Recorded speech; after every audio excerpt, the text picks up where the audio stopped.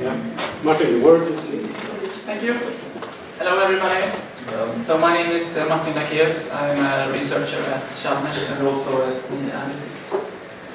And I will start a little bit with a background, and then I will hand over to my colleague Carin, Sävetun, who will give us what we are waiting for, everybody, the results of this project.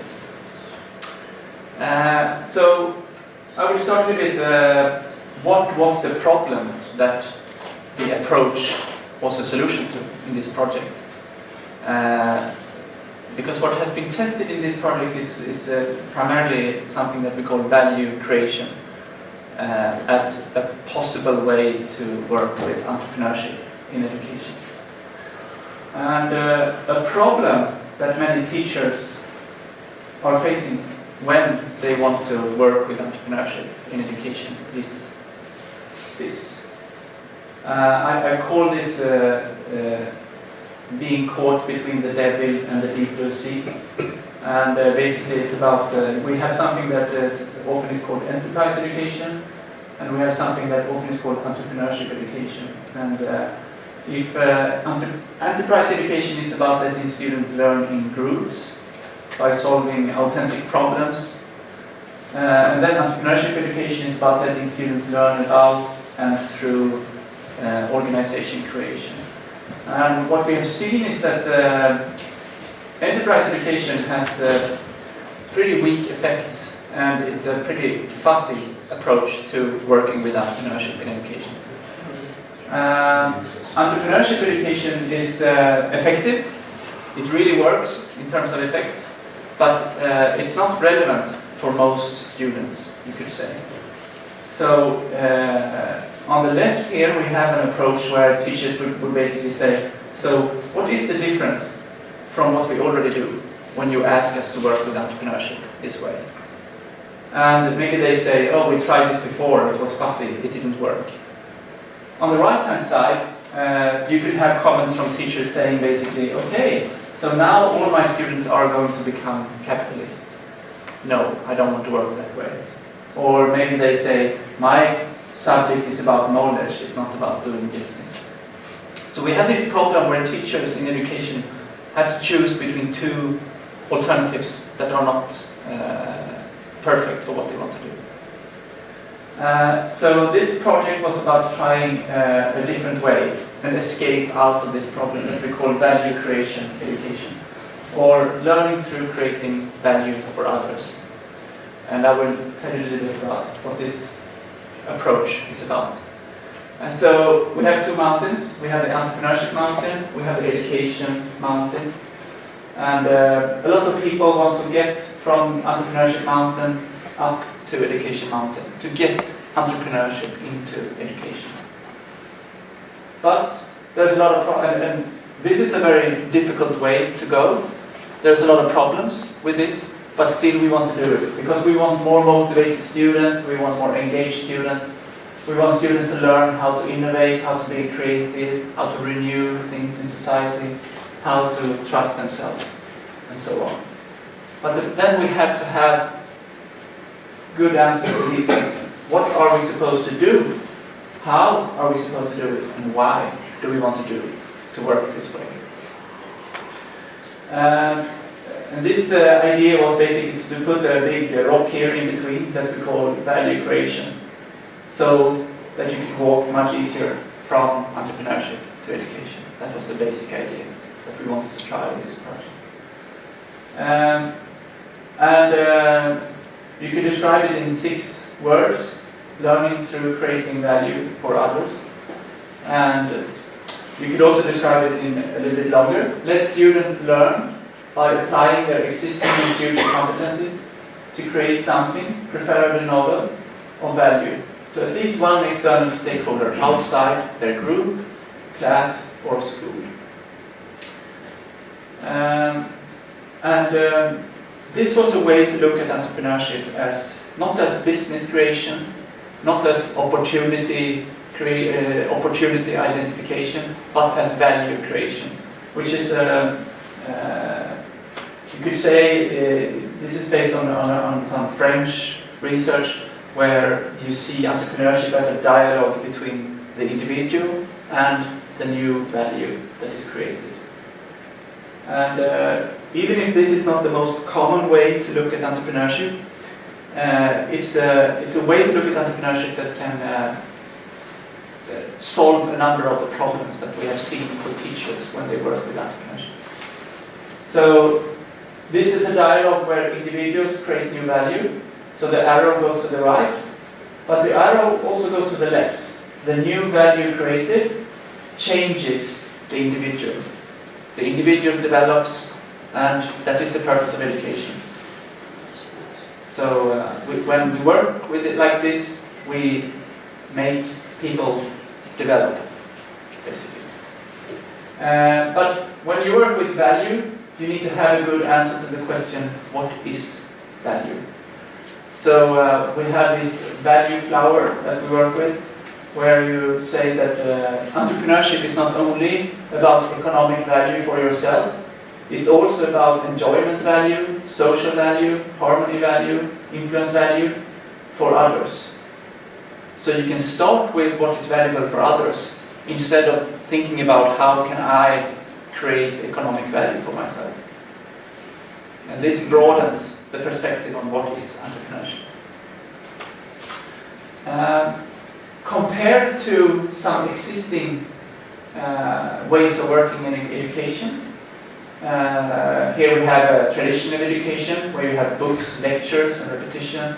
To the right, we have progressive education, basically working in groups, projects, solving problems. Down here we have classroom education when you're in the classroom. Up here you have experiential education when you're outside in the world outside, where you learn through experience. As if being in a classroom wouldn't be an experience, but yeah. So when we work with the value creation approach, what we do is that we start down here, we ask ourselves, or we ask our students to think about this question. For whom could this knowledge be valuable today? And then you start with a turn left, or maybe it's actually right. Learning by using knowledge. So you go to traditional education to create. Then it becomes creative, you're in progressive education. Value for others. Then you go outside the classroom and try to create something valuable for others. And then you go back to the classroom and you ask yourself, for whom was this knowledge valuable today? So it becomes a way to mix the different perspectives in education in a way that hasn't really been possible before, or you could actually say teachers have been doing this for many, many years, but now we get better guidance on how to do this in practice. And then this then becomes kind of a rhythm or a music that guides the movement between conflicting perspectives in education. So entrepreneurship becomes like a dance or something like that. When are you going to be in the classroom? When are you going to be outside? When are you going to work with traditional education? When are you going to work with progressive education? Entrepreneurship can provide answers for teachers on how to handle this, because this is a very tricky question for teachers, and it's one of the most important challenges that teachers have every day. If you look at the typical conflict in education, it's the conflict between traditional and progressive education, and this way of working can supply some solutions to this. You know, this is a century-old challenge for teachers. So complex learning can be made simpler. You can make individual people take responsibility out in society, and so on. So this bridges between different perspectives that have previously been very difficult to get together.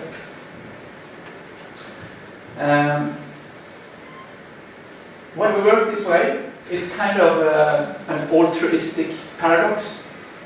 And this all leads on the idea that we get more motivated by creating value for others in 15 minutes than by creating value for ourselves in 15 years.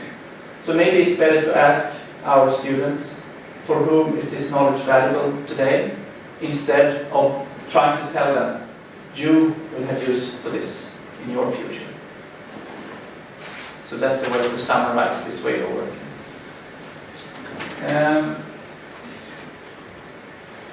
When trying to measure effects of working this way, we have been using a method that leans on emotional events. And the idea behind that is whenever you feel something, whenever you have a strong emotion, that is a moment when you can really learn a lot. So we try to follow the emotions in order to find the learning that was going on in these environments. So we basically said, so how do you make people more entrepreneurial? Let them do action-based activities that trigger emotional events, and these emotional events then lead to the developed entrepreneurial competencies. And instead of measuring out here on the right side, self-insight, self-efficacy, perseverance, and so on, we try to measure here, measuring the emotional events that these students experienced. And whenever they had an emotional event, we wanted to talk about that event, to see what did you learn from this event? Why did you learn from this event?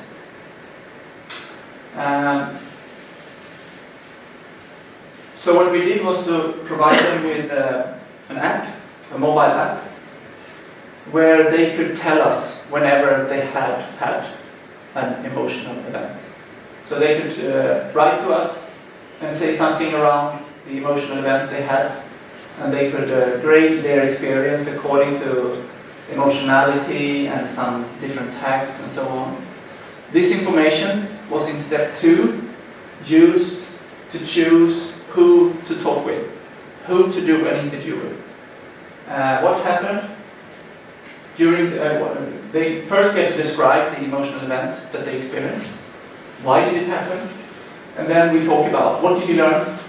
What was the takeaway from this event for you as a student? And then we analyze this a lot in different ways. The ELAN project is one environment where we have done this kind of studies. We have also studied a number of other environments, mostly in Sweden, to try to contrast these 3 different ways of working with entrepreneurship in education. And if I should summarize what we have found through this work, if we get back to this picture here, we could say that value creation, education, indeed seems to be an escape from this dilemma of being caught between 2 different approaches that don't really work as good as one would hope for. So when we get students learn by applying their knowledge to create value for others, we see strong effects, and we also see that these effects are broad. They can be applied in many, many different subjects and in many, many different ways. And maybe it's a more balanced position. Maybe it's a bridge between these 2 extremes. To the left we have an approach that perhaps is too broad. To the right we have an approach that is perhaps too narrow. And in the middle maybe we have a more balanced position between the broad version and the narrow version of entrepreneurship. And what teachers typically tell us is this. They basically say, when it's real for the students, it becomes important for them. Then they start learning much more than they had done before. And teachers also say, it's about doing what we already do, but with a twist. So they don't have to change their whole way of teaching. They can continue doing what they were doing, but add a little twist to their teaching, to their education, what's happening in the classroom, and suddenly they get much more engaged and motivated students that learn much more in depth. That's basically what we've seen. That doesn't mean that this version doesn't work. It still works really well, but it's a marginal kind of activity that you cannot apply broadly on all kinds of education. This approach, I would say, doesn't work so well. It's very fuzzy. You cannot really define what is it about. And when you have something that nobody can tell you what it's about, it becomes difficult to implement into education. This approach works very well. It's possible to implement, it gives strong effects, but there the problem is what do you do with those who are not interested in learning in this way? And then this is an alternative, basically for both aspects, or maybe you can see it as a complement or a complementary way of looking at entrepreneurship in education. Well, that's basically what we have ended up with. So this was a little bit of background, and now I will hand over to Carin. Okay, so in this project we have made 2 rounds of study of the pedagogy, of the activities that has been taking place. And I was just starting with result from project from year 1. Some conclusions, just to refresh memories and for you others to see what we found. When we are looking into value creation in pedagogy, we are looking into the activities that the student has been doing, and we put them into a kind of a diagram with 8 dimensions of value creation. Value creation for others is one dimension. The other one is interacting with someone outside group, class, school. Another dimension is to own your own learning process, to get feedback on your activities, to work iteratively, to repeat what you are doing, but you learn between every time you are doing it. A strong connection, of course, to the subject, the school subject, and also to creating an environment for the student to let them make mistakes, to learn from. So that is basically the 8 dimensions that we are looking at in each activity that the students have been into. And if we put together all the activities from Norway last year, we have this figure here. We also look into what kind of value the student created from year 1, and from Sweden and Turkey. So you see in this, it's a bit fuzzy, maybe you can see better here. You have different kind of value, you have different kind of activities, but if you just put them together, you can get a pattern. What is the gray in the flower? What does that mean? It's not, the red one is the value that you could see being created, or attempted to be created. And the gray is other values that you can create in a value creation pedagogy. So I will not talk so much more about this. We will come back to it. And if we also compare all the activities taking place and what the students said in the interviews, we have a lot more coding intense in the Turkish environment than in the Swedish and the North region overall. And also the strongest dimension that we could see in all these 3 countries in these learning environments that we were studying were creating value for others. And to connect it to the school subject, and allowing students to own their own learning processes.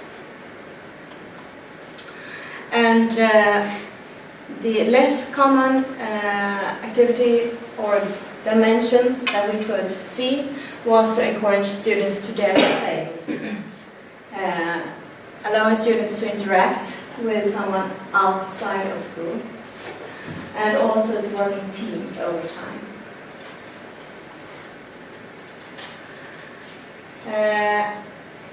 And some things to that we said to you last year to develop for this year is to make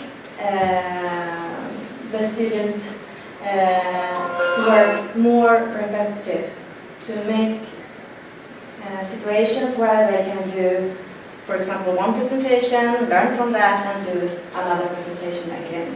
This is a typical thing. And also to find solutions to give the student more feedback on their activities during the whole process. So that was year one.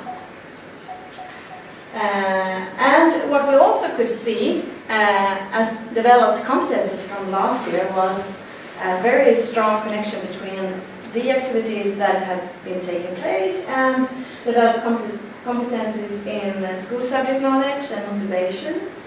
And if you're looking into the more specific entrepreneurial competences, it was especially entrepreneurial passion, marketing skills, entrepreneurial self-insight, proactiveness, etc. We have marked it red here. Yeah, I think I said all the conclusions. I go further on. Until this year, started this autumn until January, February this year. And I will compare it to the year one, meanwhile, and going through the presentation here.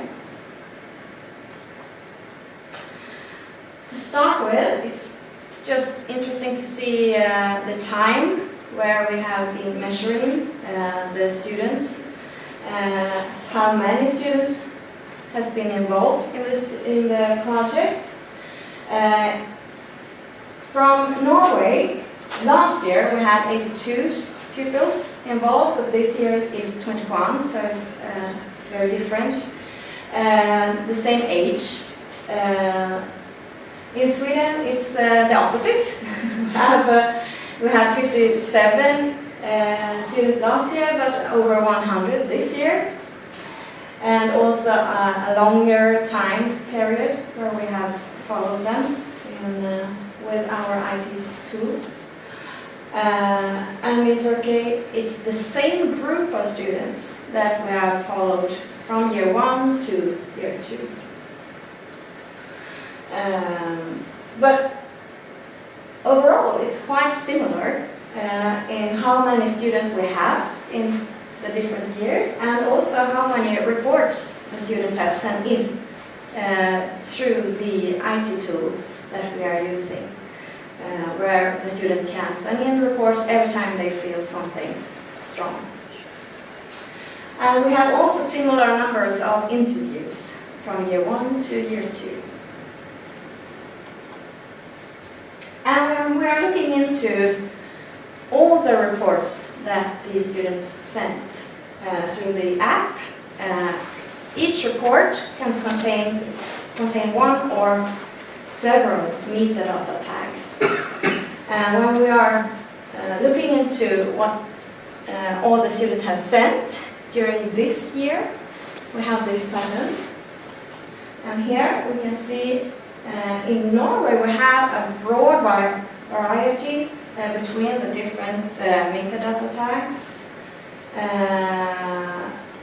We can see that the most used tag in both Norway and Turkey is got to take responsibility.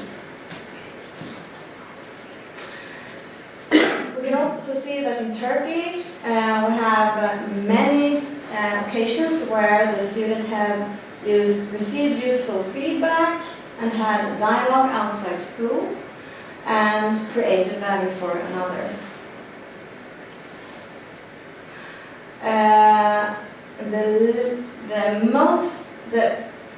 The less used metadata tag in Norway is created value for another and presented to others. And the tag meaningful is the most used tag in Sweden and the second most used tag in Norway. And also quite often used in Turkey.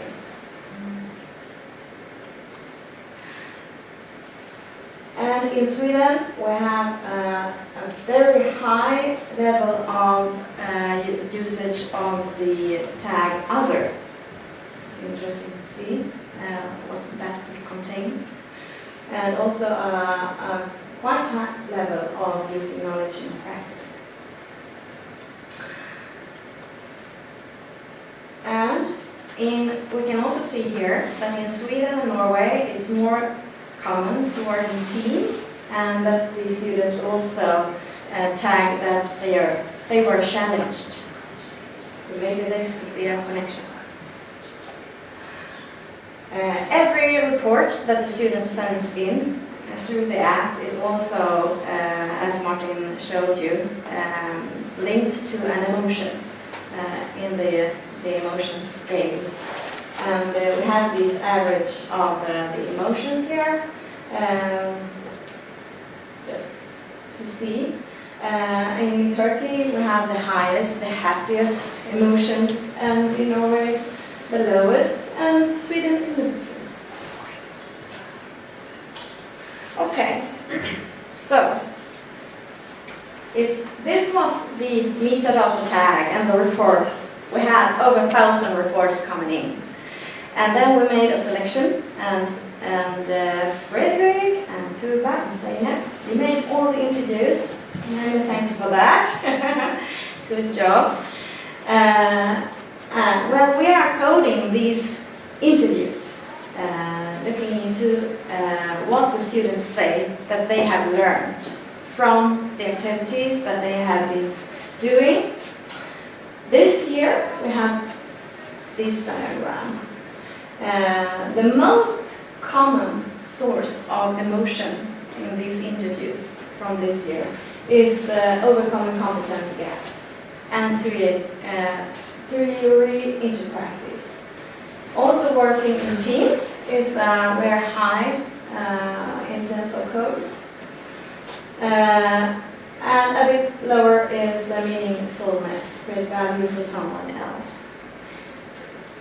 You see the whole scale here. But if we compare it to last year, we have the last year with the more intense blue here, and the more lighter blue is this year. We have some differences between the sources of emotions, and it's much about being using your knowledge in practice to interact with people outside school, I would say, just to have a quick overview of it. And also creating value for someone else is lower this year. Of course, we have some different in the other way around also. For example, we have, let's see, now it was something else. Yeah, it was about the controlling your own learning process.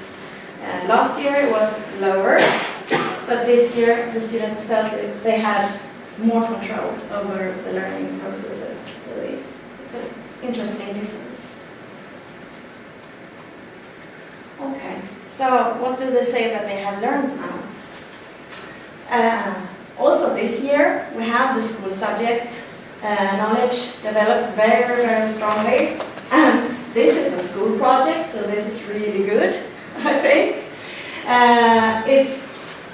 This year we also used a new code called Strong Motivation. We differed the some motivation to strong motivation, and this is really high. Entrepreneurial passion is also high. If you look to the, maybe it's easier to see there. I put a red ring around the more specific entrepreneurial competences, and we have on the top we have entrepreneurial passion, and the second more specific entrepreneurial competence is entrepreneurial self-efficacy and certainty, and then again proactiveness, perseverance, and marketing skill. But we also have the more wider competencies as well. And compared to last year, we see a small difference here, or in a very small difference in school subject knowledge, a stronger entrepreneurial passion this year. I don't know if it's easy for you to see here, it's very small. And very interesting thing here is the feeling of, or developing the personal responsibility skill here is coming much more strongly this year. But also, school subject knowledge is almost the same as last year, but school subject skill is not at all. So this is interesting. We have marketing skills. They were much stronger last year. Also self-efficacy in general, and self-insight, entrepreneurial self-insight, and learning skills. So we have differences here too.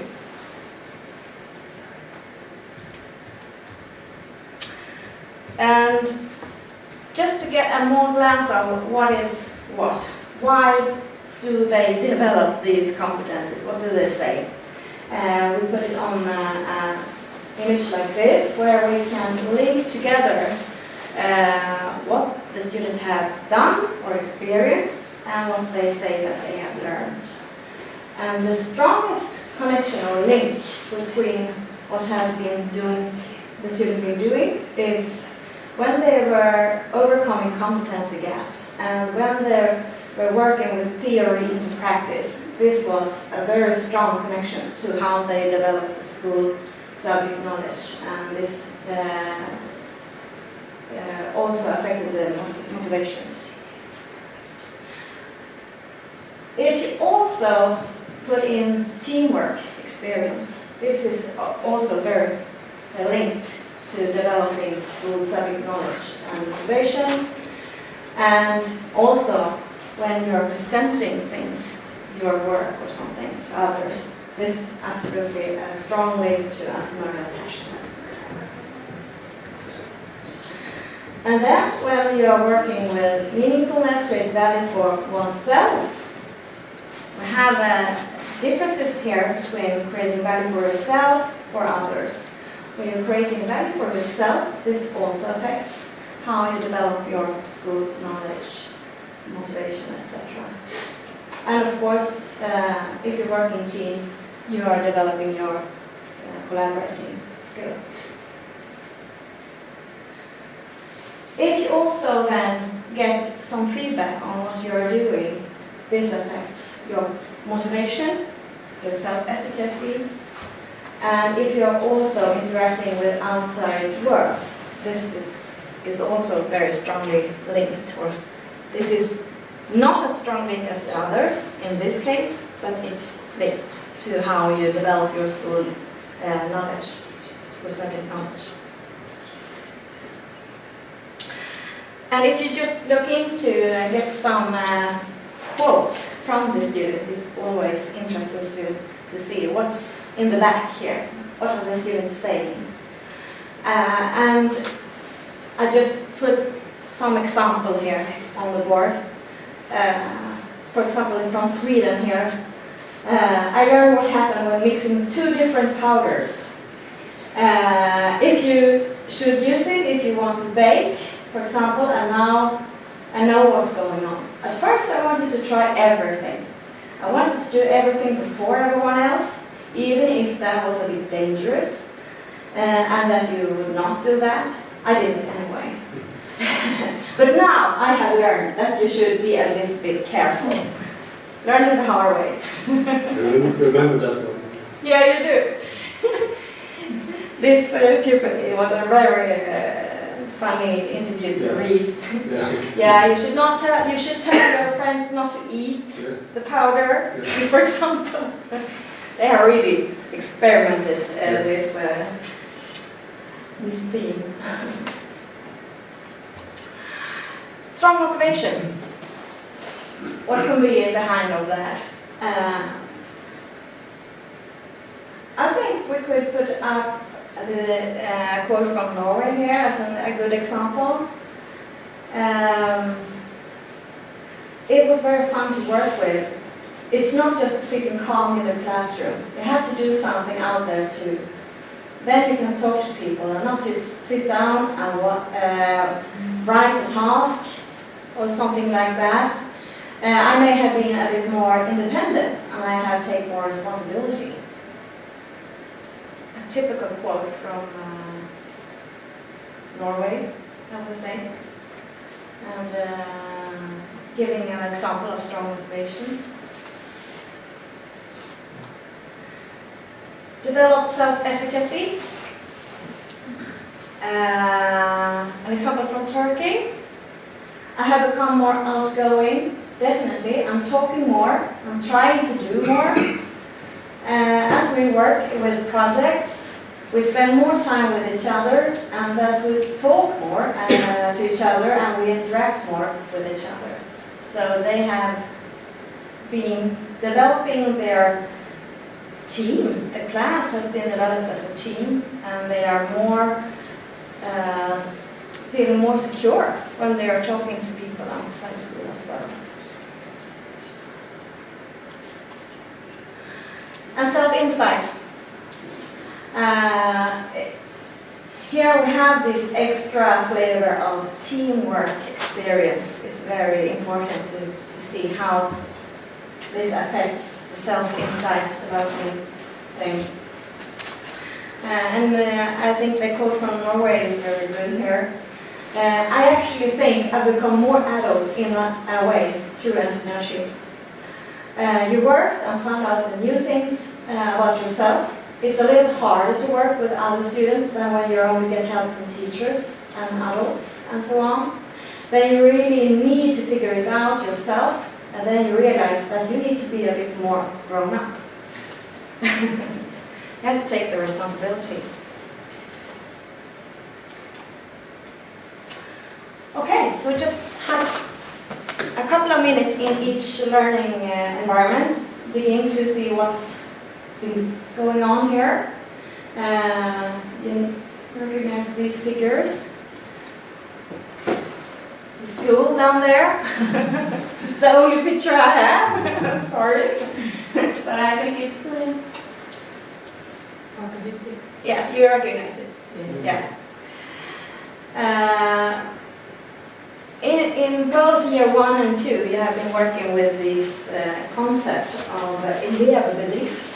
It's a kind of a concept where you, as a pupil, go work in teams over a year, and you develop an own ID, and you market it, and you're selling in the IDs to customers or to competitions or different things, but you develop a lot of skills around how to develop a company, actually. And then after a year, you go on with other studies, so it's just a year where you're working with this concept. And in some occasions, you also have real money involved in the projects. From this year, when I was looking into the interviews, what the students said this year, of what kind of value they were aiming or giving me the impact of what they were producing, were more or less a social value for each other in the teams. And they work for each other in the team. And also the enjoyment of creating value for yourself. It was interesting to learn for your own sake and to learn how to make a business.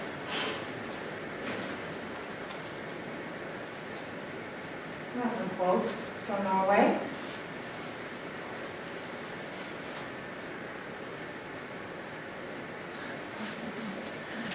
A typical one, I have learned about how to run a business and that you have to work together to achieve goals. Everyone cannot just do their part. You have to talk together, put it together, etc., etc. It's much about teamwork. And also this taking responsibility. We didn't have the teachers telling us what to do. We did it ourselves.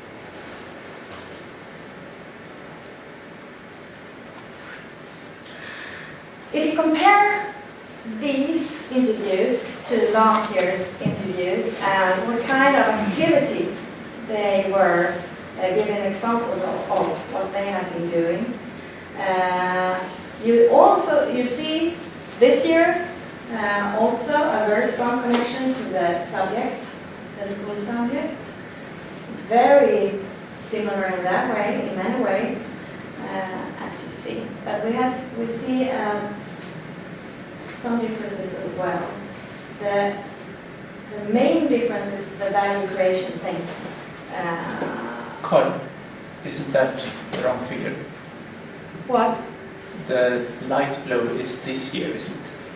Yes, please, thank you. The light blue is this year.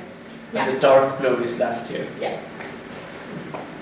So, last year we had more examples of creating values for others outside school.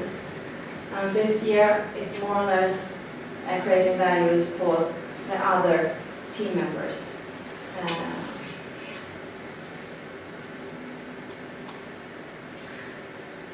In Sweden, we have no one from the school here today, but you will see the school tomorrow, for those who has not been there.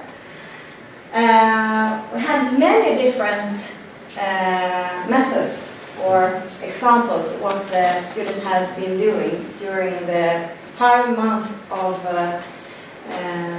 assessment period. Chemistry elaborations, you remember the quote, a powder thing. Also making a video from the surroundings, creating games for other students at school, learning how to give massage and have a massage school for each other within the class, solve math clues in groups, talk together, solving the problem. Have a responsibility. 3 students should lead a sport lesson each week. Build gingerbread house of different known houses or bridges or something like that. Build them, bake them and build them in groups. Programming, a social development project about including everybody in school, saying hi to each other, being nice to each other, making quiz about the school subjects, and also movement and construction themes. When we're looking into the values, they are very similar to Norway. And here are some quotes from Sweden.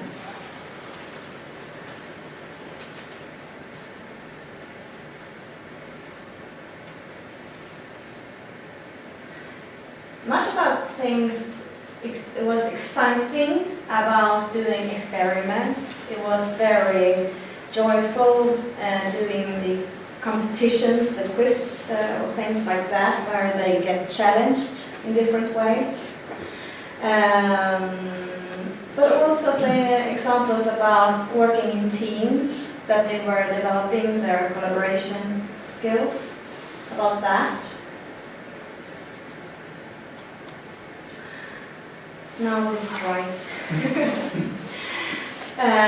If you compare this year's interviews to last year's interviews, you also see quite large differences from last year. One explanation for this I think, is that last year the Swedish school, they used ready-made concepts, bringing them into school. And this year they have made the methods, developed them themselves. So of course there will be a difference. But it's interesting, and I think we will discuss that further on, what's happening.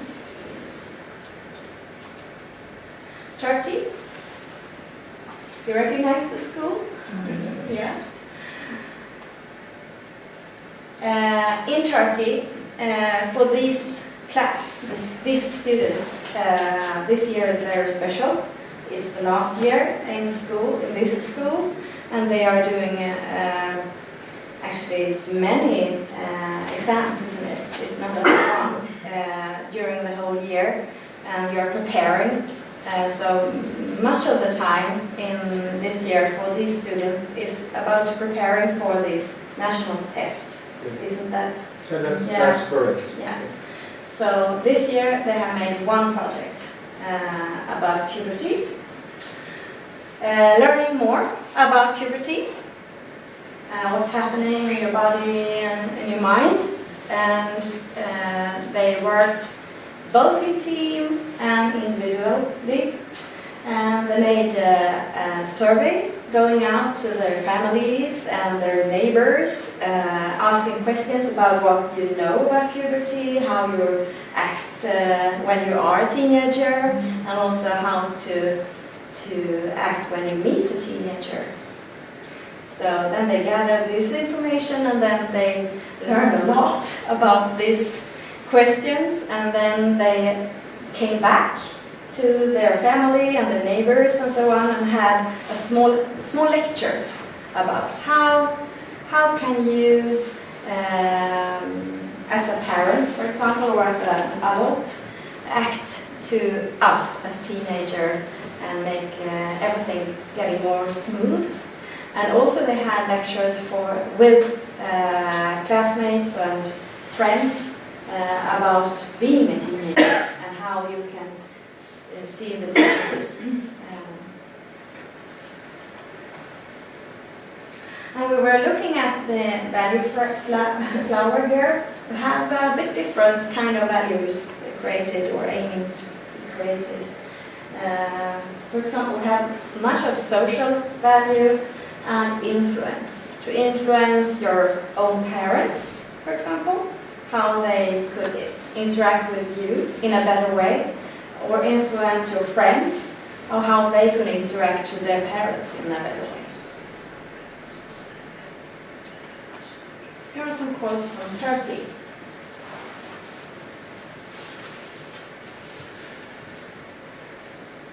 I'm very happy because I have informed my mother about her behavior towards me, and it is now better than before. I like that she was listening to me. I was fond of the idea that she will learn something. I think that every youth is important for the future of our country. We have tasks that we need to take responsibility for. I feel that we contribute to society through these projects. It's a typical one, isn't it, from this project? And also, all the time the students in Turkey, they compare and talk about not only this project, but the project they had last year as well. So this is for them, it's one project.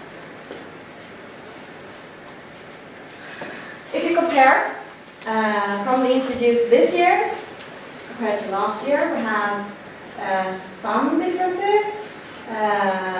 This is of course connected to that we had just one project this year, and we had about 4 or 5 projects last year in Turkey. You can see the feedback that we were discussing last year is more often occurring, and also to work repeatedly. Do you want to say something about this? Maybe. Maybe? But Okay. let's start. Yeah. this year, we also compared what kind of, if you're talking about creating value, we have this progression model of when you're starting working, developing your pedagogy in this way. Maybe you start with creating value for yourself as a student, but then as you develop the pedagogy, you may have interests of creating value for the team. And the next step is to create value for someone inside school, outside class, but inside school. And the step after that is creating value for someone else outside school. So we have a kind of idea of how this could progress over time, and also compared to what kind of ages that you're working with in school. And here is some interesting differences as well. We can see here that Norway, as I said earlier, has absolutely progressed to step number 2 here, working with creating value for teams. Sweden also working a bit more with creating value for teams, while in Turkey we have jumped over a step and working with creating value for someone else outside school as well.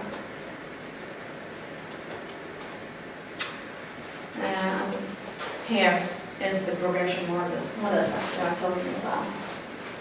And also, it's a matter of time how long the projects are when we are working with this progression model. Something more you want to add?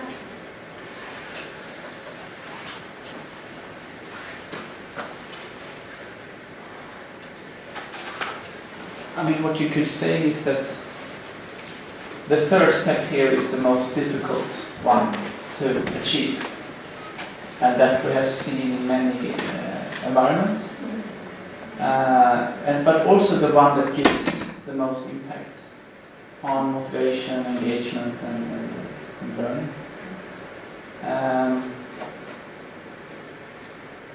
And something that we would like to know more about is how can we get more of the third step, of getting outside school, at least once a year, something like that. Because we see if there is positive effects of that, but we also know that it's not so easy to work that way. And that, I mean, the best example that has come from this project so far in terms of working on this third level is the first year from Turkey. So, I mean, when we sum everything up that has happened here, that is the strongest effect that we've seen in the whole study. And also, compared to some other studies we have done, that is some of the most interesting results we've seen in this. But it's also not so often that we see it. That would be some comments. Thank you. And also, when we are putting everything together now, year 1 and 2, the interviews now, it's the same pattern in this year about the coding intensity in the interviews. It's a higher intensity in the Turkish interviews. So what does that mean? Yeah, good question. Is when you are looking into the interview and you're looking into each activity that the students are describing, and also what kind of competence that the student is developing. The more activities and the more developed competencies, the more codes. So you have more activities and developed competences in the Turkish interviews. The students from Norway are 9 trainers, and the students from Sweden are how old? They are 10 to 13. years. 10 to 13, and Yeah. ours are 14 approximately. And the Turkish students have been 12. Between 12 to, they were 12 when the project started, but yes, and then last year they were 14. Yeah. Do you think, I'm just wondering if age reflecting over this competence will be matter? Do you think that older students will be more critical to their own learning than younger students? Is this a possibility? Could be. Because It's not. Maybe it's they are more harder to get reactions from. yes, because Could they, be. when we have seen this method we are working on younger students, they're more easily motivated, and when you get older, you need more to be motivated in a way, or they need a higher level of experience, if you understand what I mean. So they will be a bit more challenged. Yes, they need kind more of. chance, so they know a bit more and will be a bit more critical in how they think about their own learning in the process, I think. Absolutely, that could affect. Yeah, I think that will be an effect on older students, maybe. Absolutely. I agree. Yeah. But not necessarily that they have learned less, that they are more No, critical this is about their their- learning. Actually, this is their idea of what they have Yes. learned, their emotions and what they reflect on themselves. They have learned. Have you had any interviews with teachers to follow up with that to see how their reflections is on their students? Coming up.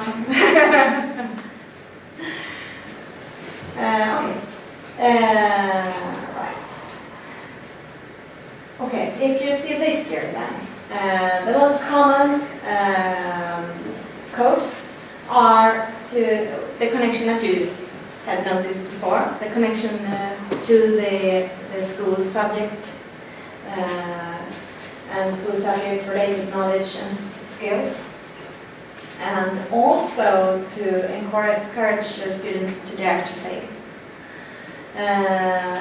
We have also a quite strong number of giving the student feedback, follow-ups during the process. Or getting feedback. Thank you. Can also be from the outside Absolutely. of the teacher. Could be from the friends or outside, from others outside school. And less common is to let students creating value for others outside school, group or class. And allow a student to work repetitive and try again and again. And if we compare these 2 years, put them together, we have quite large differences here. Especially when it comes to creating value for others. From 21 last year to 7 this year. So, it's large differences. And also to let students own their own process. And the only thing that is more common this year is the link to subject-related knowledge and skill.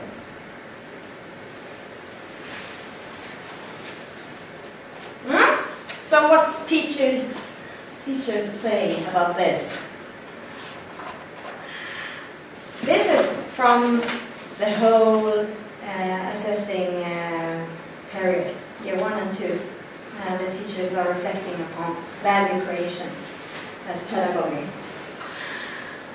And you recognize what Martin told you earlier. When it's real, it becomes important. The motivation arises, they can all relate to that. When you are presenting your work to others, you get more effort. For some students, it could be kind of degrading, but in the majority of the students, they work harder. They get increased in confidence in working with value creation.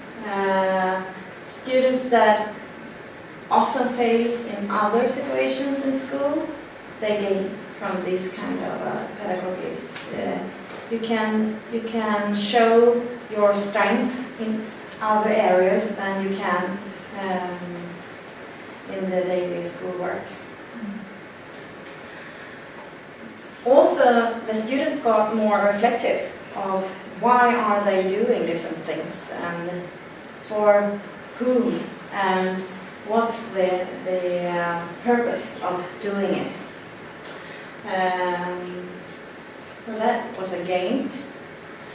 They take more responsibility overall, but taking more responsibility for their own learning and for their own production, so to say, what they are producing while learning. And also, this is an example, especially from Turkey, I think. It's a more positive atmosphere in the group. They are more open, they are more friendly to each other, and teachers see it's a much more positive conversation between the students in the class. They support each other very strongly. Of course, we have challenges, otherwise this was too easy. For the teachers, it's a matter of time, to get the time to follow up all the students, to see all the students and give them feedback, and also to have time for your own reflection as a teacher, to take your time and do these plans, to get this time. The progression model is absolutely a challenge as well. To see how can you interact with the outer world, both when it comes to time and when it comes to interacting with people that you don't know. We have these insecureness from the parents, for example, letting their children go out there and talking to people that they don't know. That could be scary, and that has to be taken care of as a teacher. And something we're talking about also, especially in Sweden, I think, it was about everything is not fun in school. Everything, maybe sometimes there are just things that are for value for yourself, and that could be also a challenging thing when you're talking with the students that they should always create value for others, but sometimes it's just about creating value for yourself. So you have this switch, and also when you're talking about individuals and teams, it could be problems sometimes. For the students, it's about, especially the students that are used to succeeding in school. They are individuals and they are strong learners, and now they have to work in teams, and maybe you have to help your friends, and you have to wait for the other friends to understand what's going on, and that could be causing frustration. And also with students with diagnoses of different kinds, that could be a challenge. But as they say also, this is part of the world outside school. So sometimes the school has been adapting too much for these students with diagnoses. And then we asked the teachers about the support and the feedback from their managers. If they feel that they have the support and if they feel that they get the feedback. And all teachers say that they have this strong support around the project. But the manager doesn't know what's actually happening in the project, in the daily work. Actually, many teachers ask for that, for the managers to be more involved in the daily work and the project and the activities taking place. Some teachers feel that they are kind of isolated in the school, working together in the team and doesn't get the attention and feedback as they want to. And some teachers also underline the fact that they want more time set aside for this kind of activities, to get time for planning and feedback and contacting people outside school, and maybe less time for lectures sometimes, more time for planning, preparing, and giving feedback, and also to have a long-term plan. So this is not becoming a project, 2 years, 3 years project, and then you go on to work with something else.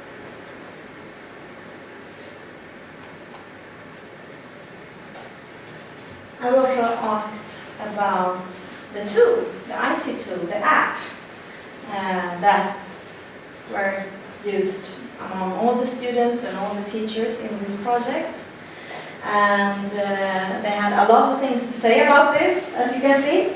I would just highlight a few things. For both the teachers and the students, this become a very easy way of communicating.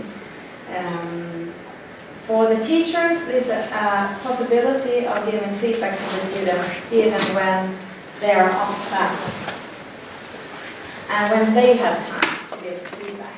And for the student, it's an opportunity of getting in contact with the teacher when you're not meeting the teacher. And also to see from a teacher's perspective, to see every student, to get the reactions from each student. It also made the students more concentrated on their learning sometimes, developing their reflections. And from a teacher perspective as well, to get more relevant and nuanced feedback back to your teaching. What is working and what is not. We're running out of time now. That's it. And the challenges that they have seen with GroupMe is when you're not involving all students in a class with GroupMe. That is a big challenge for the teachers. If a parent say you can't use this attitude for my child, this is very hard to work with for the teachers to not, if you want to include everybody in class. Yeah. Let's see. Summary. Don't die now.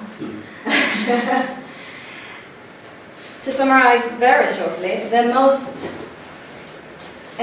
strongest effects during this period is, as you said, Martin, from Turkey, creating value for others outside school.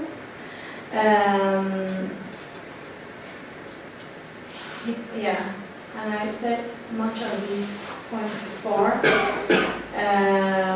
Comparing year 1 and 2 shows that if you look upon all the data, compiling it, you can see that Turkey only made one project this year. You can see it shines through all the data. And in Sweden and Norway, it's more activities with competitions than in Turkey. And that is a way of motivating many of the students. That is very high. All the pupils in all 3 countries, they express a great deal of relief in feeling more ownership of their own learning processes. And they always, every time, also point out that maybe they are not learning more when they're owning their own learning processes, but it's more fun. They get more motivated. It's interesting.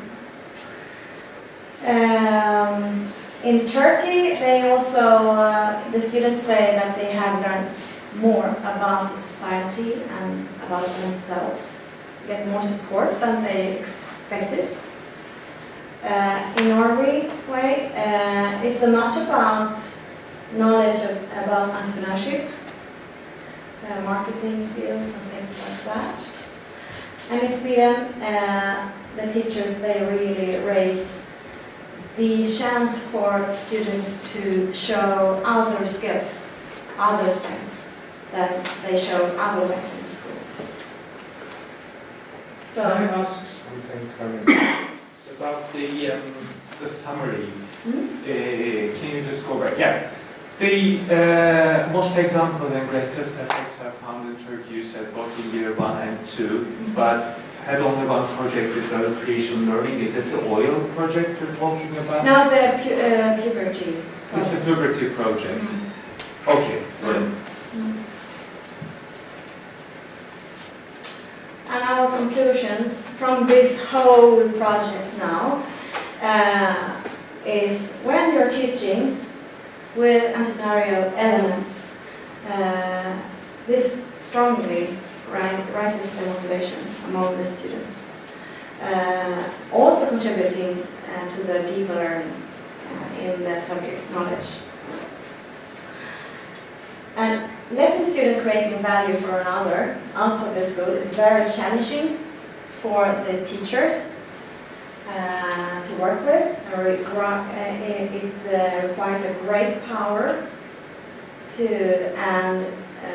cope and to dare to find new ways in the school practice. And because of that is so challenging, it means that you need this support from the managers. A near support with much feedback and over time. And to just get the question, what is going on now? Can I help you as a manager? Is worth very much. Otherwise, you will quickly return to normal in the everyday work. And another thing is the tool, the LoopMe tool, that is also a great gain for many of the teachers and the students in this project. And that was an interesting fine effect of this study.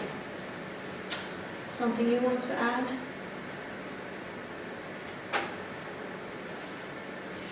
I mean, sitting here looking at the results from year 2, you could say that year 1 was more interesting.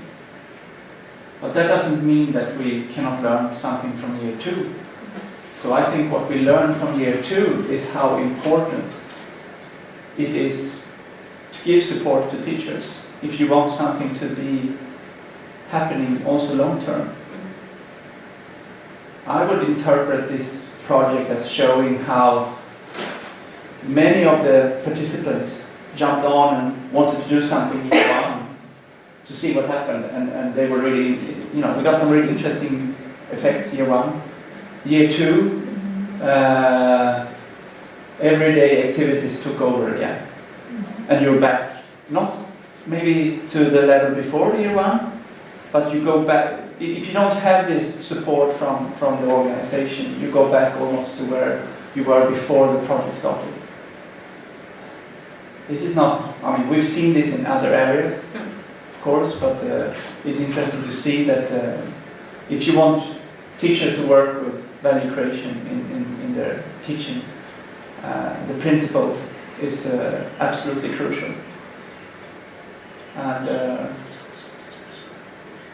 reality takes over if you don't have organization support. So yeah, I think that's something we can really take away from the second year. If we hadn't done this for 2 years, we wouldn't have had that insight from this project. We did not learn so much more about value creation in education in the second year, I would say. But we learned other things. That's what I would say. Yeah. Martin. Yeah, thank you. Time is running out. So I say over and out, or do you Yeah, have, if someone has some questions. So. Yeah. Who has the first question? Do you think it would be another result if like the periods had been longer? Because I know like if you take Norwegians as example, follow them after the pupils fair, they're looping about that, presenting their enterprises and everything. I think that would be very interesting. I think so too. Because it's like the culmination of their whole. Yeah, because you have a project over 1 year, and both of the time we have measured when the students have just started. Yeah. The first year they were further in the process. They were. Yeah. Okay. So that explains a couple of things. That's So what that's explains why the value yeah. for others went down. And this year we're more preparation, wasn't it? Yeah. So, absolutely. Yeah. Everything affects. Yeah. But this is typical because of the project is also always over 1 year. A half year. Half year, okay. It was very interesting indeed.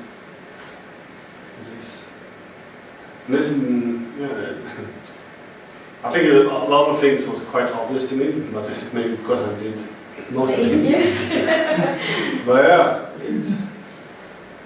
I was about to say it afterwards, but I think like, for me, being like a core bureaucrat, I had no real ideas about being an entrepreneur or anything.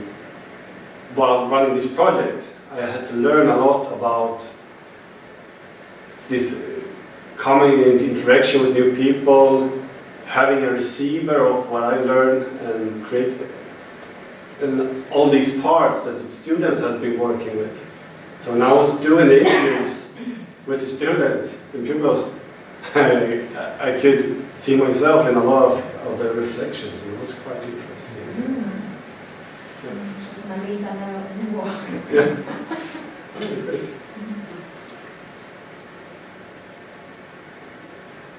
Okay. Yeah, thank you. Thank you.